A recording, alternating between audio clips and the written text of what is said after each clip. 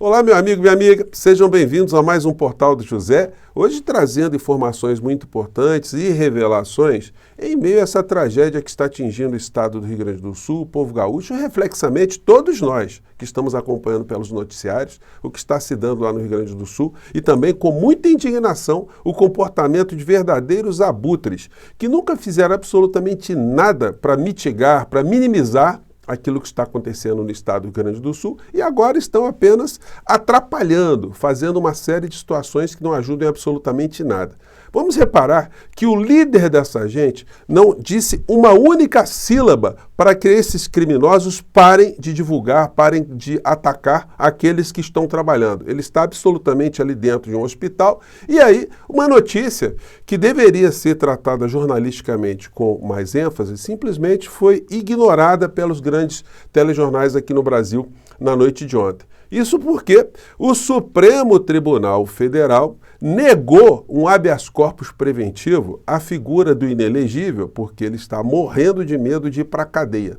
Agora, o mais surpreendente no meio dessa história é que o relator desse pedido de habeas corpus que foi negado foi o ministro Nunes Marques, bolsonarista.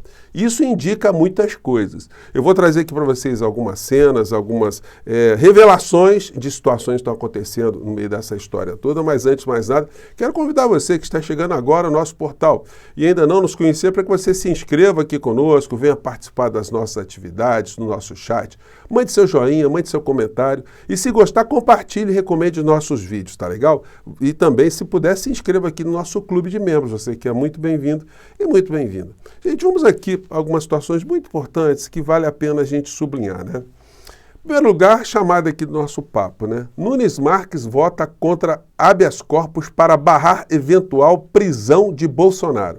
O Supremo Tribunal Federal começou a analisar nessa sexta-feira, ontem, um pedido de habeas corpus que busca evitar uma eventual prisão do ex-presidente Jair Bolsonaro por tentativa de golpe de Estado. O relator da matéria, ministro Nunes Marques, votou contra a solicitação. Isso está no canal o consultor jurídico, né, que lida com questões jurídicas.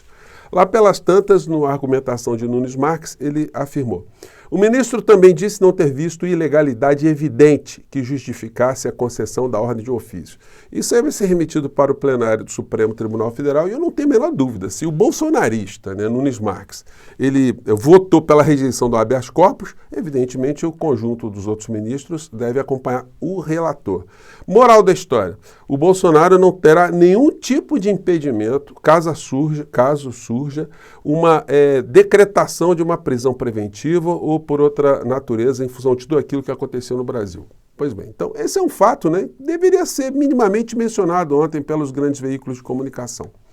No entanto, isso não aconteceu. Nós estamos ainda muito envolvidos com o que está acontecendo no Rio Grande do Sul e vendo todo tipo de lacaio, vigarista, espertalhão, bandido e com uma situação que eu quero chamar a atenção de vocês. Nada disso estaria acontecendo com essa intensidade, esses insanos, criminosos nas redes sociais, se desde o começo eles fossem combatidos pelos grandes veículos de comunicação, alertando a sociedade o que é que estava acontecendo. No entanto, como eu sempre disse para vocês aqui, essa extrema-direita no Brasil e no mundo, eles ocupam um papel funcional, eles distraem a sociedade brasileira para que o status quo, para que o poder econômico, o rentismo, a exploração de grandes grupos econômicos contra as suas sociedades ou sociedades permaneça absolutamente intacto. Eu pergunto a você, qual é o propósito da extrema-direita no plano de transformar a realidade no Brasil e no mundo para que a gente tenha um pouco mais de justiça social? Não é muita justiça social, não. O mínimo de justiça social. Nós estamos vendo lá na Argentina um psicopata que chegou à presidência da República, ele ataca essa expressão justiça social.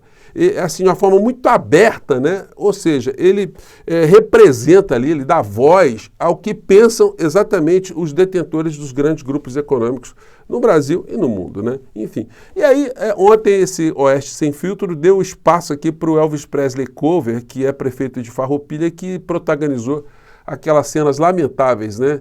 E aí eu tenho até dúvida se o vídeo que ele divulgou, ele não cortou algumas falas do ministro Paulo Pimenta, que eu resgatei aqui no canal do meu amigo Maurício Ricardo, que mostra o lado de Pimenta, o que ele falou para esse prefeito criminoso de Farroupilha, que a gente espera que o povo lá da cidade, né, faça justiça nas eleições próximas em relação ao grupo político desse cidadão que se comportou como um verdadeiro vigarista. Vamos acompanhar aqui, se você não viu, qual foi a situação. As falas do prefeito vigarista você já viu, mas essa aqui não está em muitos canais não, que é o Paulo Pimenta falando com ele, né? Vamos aqui, opa, só um minutinho, vamos aqui. Prefeito Feltrin, bom dia ao deputado ministro Paulo Pimenta que está falando, tudo bem? Prefeito? Aqui, não. Bom dia, meu irmão Maneco, consegue me escutar? Prefeito, é o ministro Paulo Pimenta que está falando, bom dia. O senhor está me ouvindo, prefeito? É o Pimenta que está falando. Tudo bem, já reconheci pela voz. Bom dia, prefeito, o presidente Lula tomou conhecimento do seu vídeo e pediu que nós entrássemos em contato com o senhor. Nós não localizamos nenhum plano de trabalho de Farroupilha protocolado até agora. E tem alguma questão que o senhor tenha...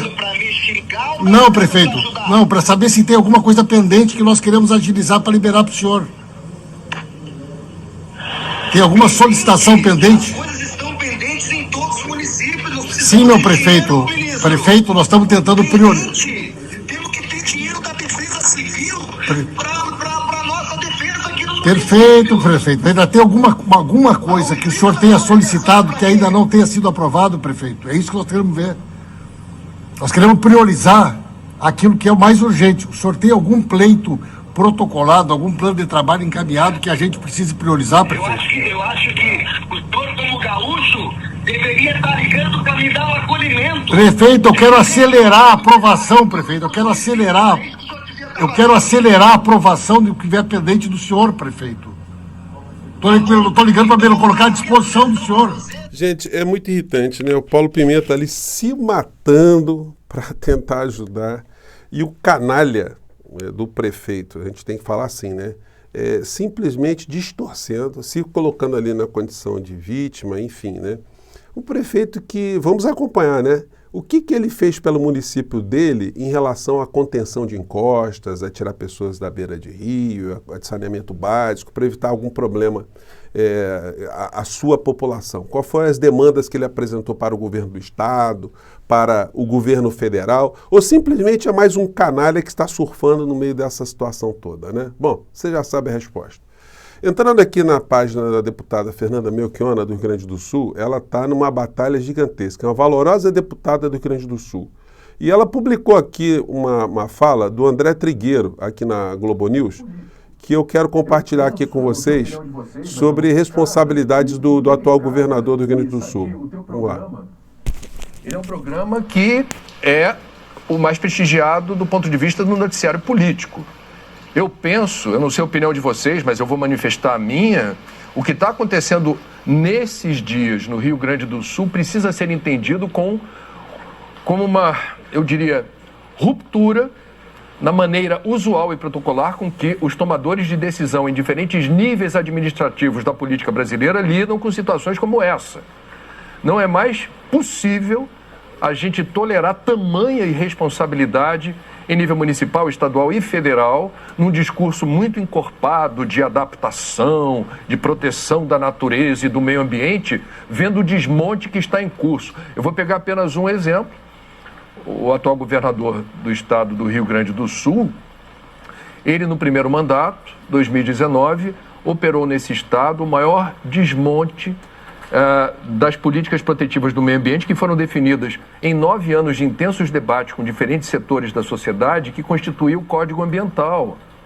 E isso foi demolido, isso foi completamente exaurido. Alguém haverá de dizer, mas se essa política não fosse alterada, essa tragédia deixaria de acontecer?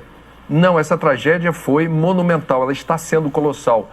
Mas o impacto possivelmente seria menor, menos perdas, inclusive de vidas, maior capacidade de você reter esse aguaceiro. E para terminar, essa semana em nota o governo do estado alegou que estava apenas compatibilizando a política estadual com a política federal de então. A política federal de então era conduzida pelo antiministro Ricardo Salles, que foi aquele que operou o maior desmonte da história da República Federativa do Brasil na área do clima e do meio ambiente.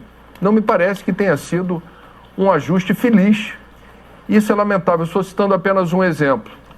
Gente, então, muito oportuno, né, ela ter colocado isso na página dela, que ajuda a desmascarar bastante, né?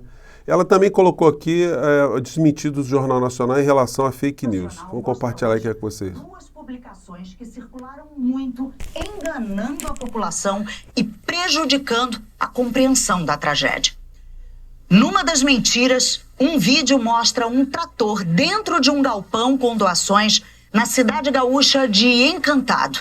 A publicação afirma que mantimentos que deveriam ir para pessoas que precisam estão sendo destruídos.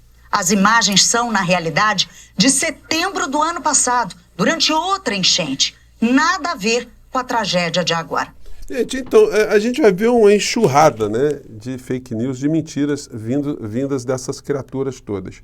E a deputada Fernanda Melchiona está tocando também numa questão fundamental que são as dívidas, no caso a dívida do Estado do Rio Grande do Sul com a União e com outros organismos também, que deve ser suspensa para que o Estado possa ser reconstruído. Isso fará também alguma situação para ser jogada ao debate público.